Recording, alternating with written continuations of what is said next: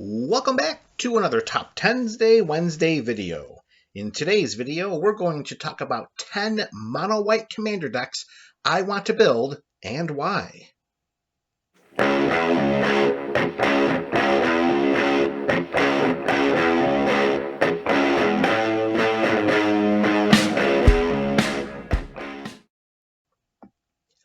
Often portrayed as the weakest color in Magic, white gets a bad rap for being underpowered in comparison to the other four colors in the game. Over recent years, there has been a boon of impactful white cards created in overt attempts to power up the color. In fact, 3 of the top 7 most played white cards as per EDHREC.com have been released in the last 4 years. Smothering Tithe, Generous Gift, and Teferi's Protection. Not to mention, Swords to Plowshares is the second most played card in the entire EDH format, after Sol Ring. While researching for this video, I discovered that white has more of the following than any other color in Magic: Hate Bears, Cat creature cards, life gain spells, Planeswalker support cards, Wrath effects, protection effects, soldier creature cards, king creature cards, creatures with vigilance, aura support cards, and equipment support cards. Believe it or not, white has a lot going for it and offers a versatile allotment of deck building archetypes. These strategies become stronger with each attempt by wizards to legitimize white's place in the color pie by creating capable additions to the catalog of white cards. In this video, I'm going to share 10 mono-white commander decks I want to build in order to display some of white's power and versatility. White has a lot more going for it than it appears, and I hope to demonstrate that during this video. Let's begin. Number 10 on this list is God Eternal Oketra. Originally appearing in War of the Spark, this zombie god is 3/6 with double strike for 3 and 2 white. These statistics alone warrants a strong consideration for a Voltron build. However, Oketra is more than just a Voltron creature. Whenever you cast a creature spell, you create a 4/4 black zombie warrior creature token with vigilance. It is difficult to ignore this token-producing ability as the focus of a deck. If Oketra dies or is put into exile, you may put Oketra into its owner's library 3rd from the top. This maneuver is risky because any further shuffle effects will leave Oketra lost somewhere in the deck. White has a large variety of creatures known as Hate Bears, which are creatures with low converted mana costs and punishing stacks-like abilities. No color has higher quality Hate Bears than white. My vision? A deck filled with Hate Bears and led by Oketra, which will create a 4/4 black zombie warrior creature token with vigilance each time a Hate Bear is cast. The objective is to overwhelm opponents by cultivating a massive board state of creatures while limiting and taxing our opponents' resources and battlefield enhancement through the Hate Bear's various abilities. I generally avoid building decks like this, which is why it's only number 10 on this list. Number 9 on this list is Brimaz, King of Ereskos.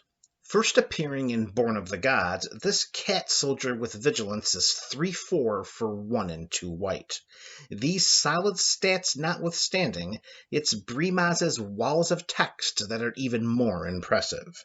Whenever Brimaz attacks, you create a 1/1 cat soldier creature with vigilance that's attacking. Also, whenever Brimaz blocks a creature, you create a 1/1 cat soldier creature token with vigilance that's blocking that creature. Brimaz creates creature tokens through a fundamental part of Magic, and one that white does very, very well. That's combat, of course. No color has more cat creatures than white. My vision? A cat tribal deck led by Brimaz.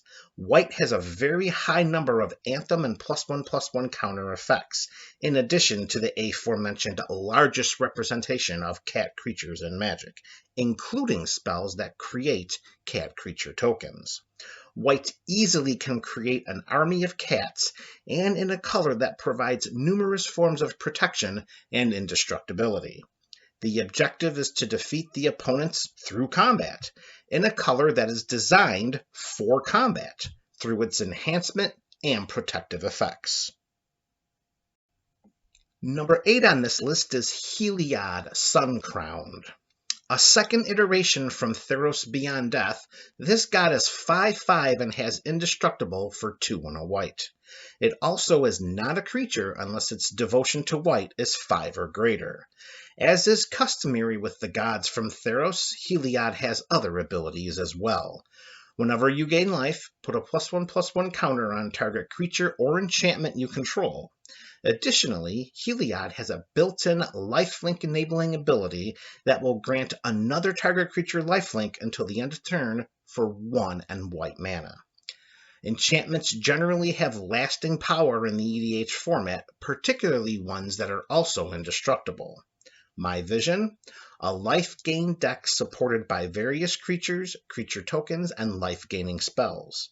By gaining life through various spells and abilities, and placing numerous +1/+1 counters on creatures, a powerful army can be created from low-costed, efficient creature spells and creature tokens. With the ability to gain so much life, as well as the ability to lead a large, powerful army into combat as a result of gaining this life, the chasm-like discrepancy in life totals becomes more and more apparent with each subsequent turn, eventually leading to victory over our opponents. Number 7 on this list is Jiru with Eyes Open. Originally printed in Hour of Devastation, Jiru is a legendary human warrior. He has a 4/3 body and vigilance for 3 and 2 white. When Jiru enters the battlefield, you may search for a Planeswalker card, reveal it, and put it into your hand. Additionally, if a source would deal damage to a Planeswalker you control, prevent 1 of that damage. My Vision, a Planeswalker deck. At the time of this video's completion, there are 26 mono-white Planeswalkers. Of course, this number does not include any versions of Karn or Eugen, all of which would be eligible for inclusion in this deck. White has more Planeswalker support cards than any other color, and with these various Planeswalker support cards in hand, a control archetype can be established. The win conditions are derived from the Planeswalkers themselves, creating creature tokens, emblems, and using various Planeswalker abilities to control the board and squeeze opponents into submission. Including various wrath and protection effects will provide protection to Planeswalkers and enable them to continue to influence and affect the board state by activating their abilities. Number 6 on this list is Darian, King of Keldor. First seen in Cold Snap, Darian is a legendary human soldier with a 3/3 body for 4 and 2 white. Alone, this is most unimpressive and downright unplayable. However, Darian does come with a wall of text. Whenever you're dealt damage, you may create that many 1/1 white soldier creature tokens. Pay close attention to his text. It says, whenever you're dealt damage. It doesn't say, whenever you're dealt combat damage. It doesn't say, whenever an opponent deals damage. It doesn't say, whenever an opponent deals combat damage. Darian triggers by damage from any source. There are various lands and artifact spells that can be included in order to enhance Darian's effect. In order to counteract this self-imposed damage, White is rife with life-gaining abilities and spells. My Vision, a soldier tribal deck that includes numerous self-damaging spells and abilities in order to trigger Darian, thereby creating more and more soldier creature tokens. White has more soldier creatures and soldier support cards than any other color. Crafting a soldier tribal deck built around Darian will provide the ultimate win condition of victory through soldier-led combat. Number 5 on this list is Sephara, Sky's Blade.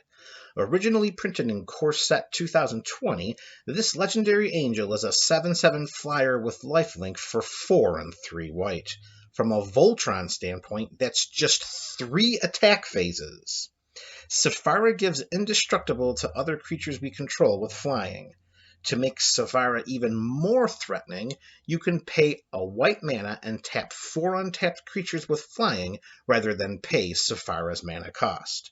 Oh, and this alternate mana cost skirts commander tax. Each time Saphira returns to the command zone, you can just pay 1 white mana and tap 4 untapped creatures with flying and cast her again. No tax. My vision? A deck filled with flying creatures and spells that create creature tokens with flying, and then use these evasive creatures to cast and recast Saphira as many times as necessary. Saphira and the plethora of winged creatures are the win conditions, and in order to enhance Saphira's presence on the battlefield, a Voltron package could be included in order to protect her with hexproof and indestructible, as well as combat enhancements like unblockable, trample, haste, infect, and double strike. Number 4 on this list is Runetail, Kitsune Ascendant. Appearing in Saviors of Kamigawa, this legendary fox monk provides a unique functionality not seen on this list so far. Runetail is a 2/2 for 2 and a white. When you have 30 or more life, flip Runetail and it becomes Runetail's Essence, a legendary enchantment that prevents all damage that will be dealt to creatures you control. Runetail may be the riskiest entrant on this list, but sometimes you gotta risk it for the biscuit. My vision? A deck filled with creatures with vigilance. With Runetail's Essence in play, this will allow the army to attack without tapping, survive combat damage, deal combat damage to our opponents and or their creatures, and remain untapped awaiting the potential backswing. As we are relying on Runetail's Essence to protect our army, including various life gain and protection spells to ensure that our life total remains at 30 or higher, is imperative. Additionally, it would be a good idea to enhance the army with some evergreen keywords in order to avoid endless chump blocking. Like I said before, you gotta risk it for the biscuit, baby. Number 3 on this list is Commander Yisha. Originally printed in Judgment, this legendary bird soldier has a 2/4 body with flying and has protection from creatures for 2 and 2 white. That is all. No other abilities, no walls of text, no other bells or whistles. My vision? A classic Voltron deck accentuated by white's greatest strengths, oppression and wrath effects. By tapping into some of the core strengths of this color, a Voltron-themed deck can be built with Commander Yisha as its pilot. If left unchecked without opponent interaction, Yisha will be nearly impossible to stop. With flying and protection from all creatures, she is a ghost when attacking and a stalwart blocker. Pairing Yisha with various equipment and aura spells makes her even more threatening. And since white has more equipment support than any other color, this threat can become enhanced to the point of absolutely dominating a table. The win condition is lethal commander damage from Yisha. Additionally, having access to white provides various options secondary to protection and wrath effects, a combination that could become oppressive if Yisha is indestructible. Number 2 on this list is Halvar, God of Battle. A Kaldheim original and the 3rd god to make this list, Halvar provides 2 options from the command zone. In creature form, he is a 4/4 for 2 and 2 white and gives creatures you control double strike if they are enchanted or equipped. Also, at the beginning of each combat, you may attach target aura or equipment attached to a creature you control to target creature you control. Notice the text on Halvar. It says at the beginning of each combat. It doesn't say at the beginning of your combat. This provides a shade of combat shenanigans, particularly if one or more of your enchanted or equipped creatures are tapped and one or more of your other creatures are not.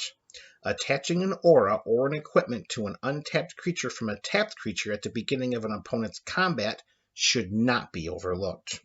The opposite side of the card is called Sword of the Realms, a legendary equipment for 1 and 1 white mana. It gives the equipped creature +2/+0 and Vigilance, and whenever equipped creature dies, return it to its owner's hand. Sword of the Realms equip cost is also 1 and 1 white mana. My Vision, a deck filled with White's best auras and Magic's most powerful equipment. Pairing these two stacks of cards with the most efficient and effective aura and equipment support cards in Magic will create a very powerful and resilient deck, with a win condition focused on combat. Lastly, the number 1 mono-white deck I want to build is Akroma, Vision of Ixidor. Printed for the first time in Commander Legends, this legendary angel is enjoying her 3rd iteration. In comparison, Akroma may be the most powerful creature on this list and is deserving of the attention number 1 demands. For 5 and 2 white, a discount over previous versions of her, Akroma is a 6/6 with flying, first strike, vigilance, and trample. These keywords are reminiscent of her past forms, but we're not done yet. At the beginning of each combat, until end of turn, each other creature you control gets +1/+1 if it has flying, +1/+1 if it has first strike, and so on and so forth for double strike, death touch, haste, hexproof, indestructible, lifelink, menace, protection, reach, trample, vigilance, and partner. Notice the text. It says during each combat. It doesn't say during combat on your turn. These temporary power and toughness boosts happen at the beginning of every combat. Playing out this scenario, Akroma, Angel of Wrath, alongside Akroma, Vision of Ixidor, would be 13/13 with flying, first strike, vigilance, trample, haste, protection from black, and protection from red during every single combat. My Vision, a deck filled with creatures sporting numerous keyword abilities, and white has a ton of them. These creatures would be the impetus of a white beatdown deck where powerful creatures are strengthened even more in the presence of Akroma, Vision of Ixidor. Finally, failing to include a copy of Akroma's Memorial in this deck would be a massive mistake, as the card, in the presence of Akroma, Vision of Ixidor, will give creatures you control +7/+7 in addition to flying, first strike, vigilance, trample, haste, protection from black, and protection from red. The beatdown is on.